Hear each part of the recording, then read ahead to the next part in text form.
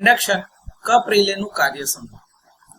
તો આકૃતિમાં તમે જોઈ શકો છો, આ તમારી પાસે એક ઇન્ડક્શન કપ પ્રકારનું રિલે છે.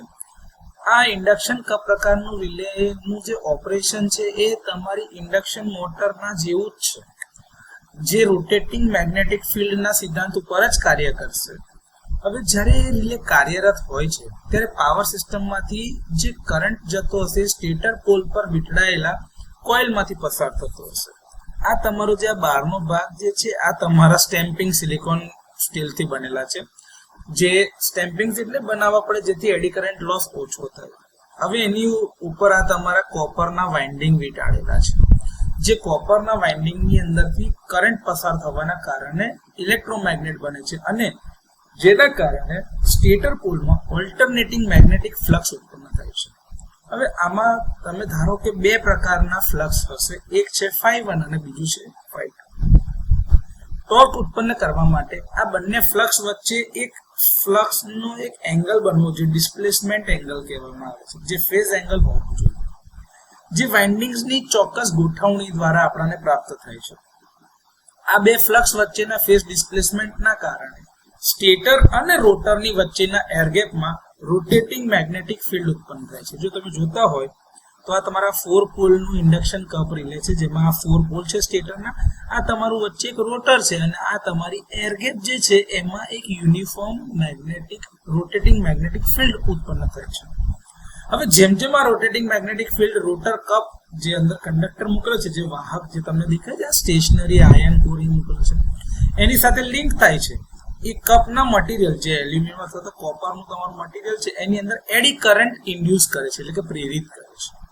હવે આ પ્રેરિત થતા એડી કરંટ સ્ટેટર દ્વારા ઉત્પન્ન થતા મેગ્નેટિક ફિલ્ડની સાથે કંઈક રિએક્શન અથવા તો એક્શન રિએક્શન થતું હશે, જેના લીધે એક રિઝલ્ટન્ટ પ્રોડ્યુસ થશે.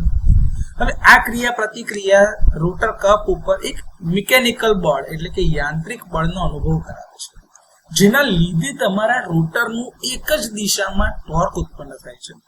હવે આ જે ટોર્ક ઉત્પન્ન થાય છે એ બંને ફ્લક્સના ગુણાકાર અને એ બે વચ્ચેના ફેઝ એંગલના સાઇનોસોઇડલ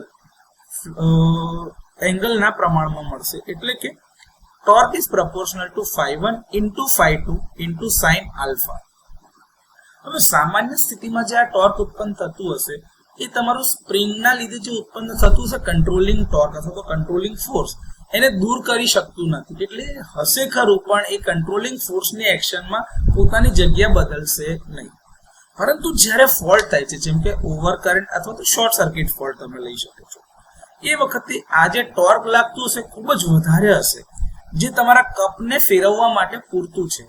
હવે એ કંટ્રોલિંગ ટોર્ક કરતા વધારે ટોર્ક આવશે, જેના કારણે તમારો કપ છે એની મુવમેન્ટ થશે. હવે કપની સાથે જોતો હોય તમે તો આ તમારો મૂવિંગ કોન્ટેક્ટ અહીંયા આગળ લાગેલો છે, જે ફિક્સ કોન્ટેક્ટ તરફ ગતિ કરે છે.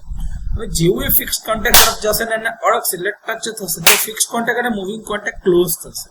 હવે જેના કારણે આ બ્રેક ક્લોઝ થવાના કારણે બ્રેકરની ટ્રીપ કોઇલ એનર્જાઇઝ થશે, એટલે કે રિલે એક ટ્રિપિંગ સિગ્નલ મોકલશે બ્રેકરને, જેથી કરીને બ્રેકર ઓપરેટ થશે અને બ્રેકર હેલ્ધી પાર્ટ અને ફોલ્ટી પાર્ટને એકબીજાથી છૂટા પાડે છે.